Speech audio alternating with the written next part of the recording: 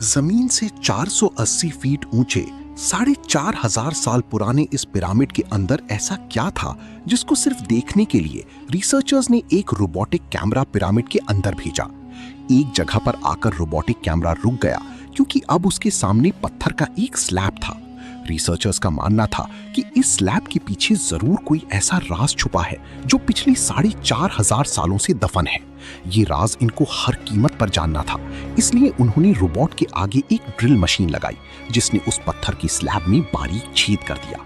अब इस छेद के अंदर एक कैमरा भेजा गया जिसने स्लैब के उस पार एक ऐसा मंजर देखा जो पिछले 4,500 सालों से किसी ने भी नहीं देखा था। वी फैक्ट की वीडियोस में एक बार फिर से स्वागत है। मिस्र यानी इजिप्ट में टोटल 138 ऊंची बेहतरीन पिरामिड्स मौजूद हैं जिन्होंने पिछले हजारों सालों से दर्जनों अर्थक्वेक्स और कई खतरनाक तूफान का सामना किया, लेकिन मजाल है इनमें से कोई एक भी इधर से उधर हुआ हो।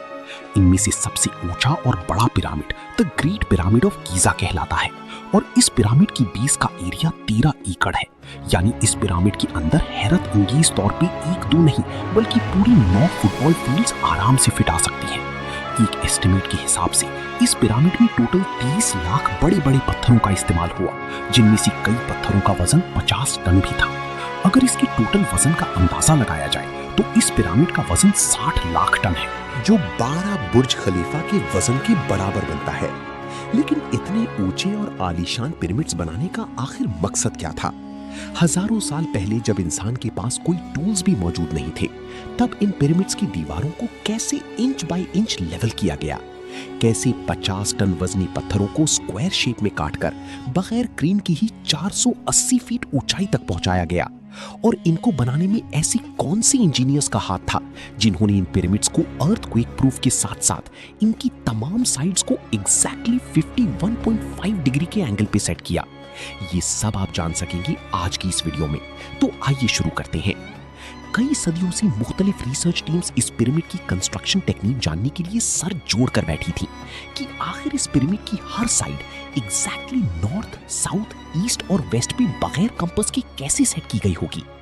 कई एक्सपर्ट्स का मानना है कि उस टाइम के आर्किटेक्ट्स ने सबसे पहले ऐसी जमीन तलाश की होगी जो लाखों टन वजनी पत्थरों का वजन झेल सके।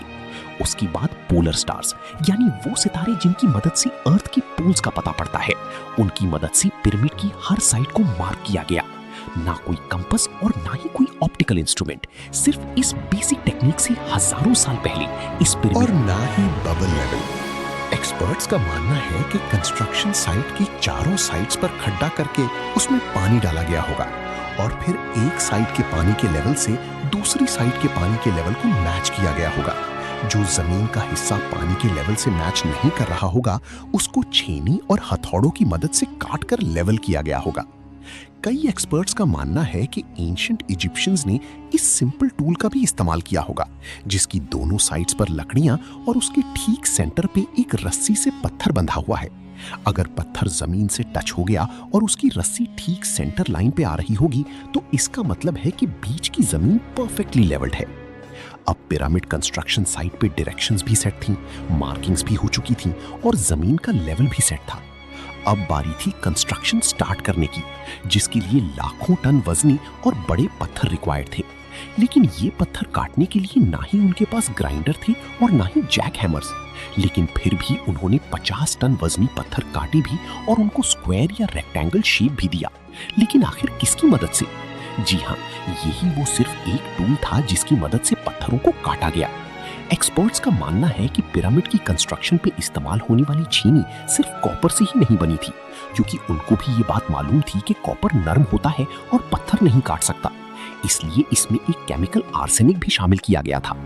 कॉपर और आर्सेनिक से बनाई जाने वाली ये छीनी लकड़ियों के हथौड़ों से पत्थरों पर ठोकी जाती थी और कई घंटों की मेहनत के बाद बड़ी बड़ी पत्थर शेप में लाए जाते थे। अब चूंकि ये खास जो तकरीबन 3 पैसेंजर बस के वजन के बराबर बनता है और ऐसे 23 लाख पत्थर सिर्फ एक पिरामिड में इस्तेमाल होना थे। इतना ज्यादा वजन ट्रांसपोर्ट करने के लिए ना ही उस दौर में कोई जानवर काम आ सकता था और ना ही उनके पास ट्रक्स मौजूद थे। हत्ता कि अगर आजकल के जदीद दौर में भी ये काम करना पड़े तो ट्रांसपोर्ट कंपनीज को अच्छा खासा टफ टाइम आएगा। हैरत अंगेज तौर पे ये काम वर्कर्स और कश्तियों की मदद से किया गया। जी हाँ, टोरा और गीजा के दरमियान मौजूद रिवर का फायदा उठाया गया और बड़ी बड़ी कश्तियों में पत्थर लादकर पिरामिड साइट पर पहुंचाए गए। एक्सपर्ट्स का मानना है कि यह काम इतना आसान नहीं था। शिप्स में इतने बड़े पत्थर की लोडिंग और अनलोडिंग में कम से कम भी 500 मजदूरों की आर्मी एक ही वक्त में लगाई गई होगी। जो एक्सपर्ट्स की टीम्स पिरामिड की कंस्ट्रक्शन पर रिसर्च कर रही थी, उनको अब अपने कई सवालों के जवाब मिल चुके थे। लेकिन एक बात उनको हर वक्त सता रही थी कि लाइमस्टोन कट भी गए, ट्रांसपोर्ट भी हो गए और कंस्ट्रक्शन के दौरान एक के ऊपर एक लगना भी शुरू हो गए। मसला ये था कि पत्थर इतनी ऊंचाई तक आखिर पहुंचाए कैसे गए होंगे। कई एक्सपर्ट्स का मानना है कि पिरामिड की कंस्ट्रक्शन से पहले ही ये प्लान कर लिया गया था। या तो ये स्पाइरल ट्रैक के जरिए ऊपर गए होंगे या फिर जिगजैग तरीके से। लेकिन ये बात तो तय है कि 50,000 केजी के पत्थर ऊपर मजदूरों की आर्मी की मदद से ही खींच कर गई होंगी। बात सिर्फ लाखों मजदूरों छीनी हथौड़े से लाइमस्टोन काटने और इतने बड़े पत्थरों को ट्रांसपोर्ट करने की ही नहीं थी।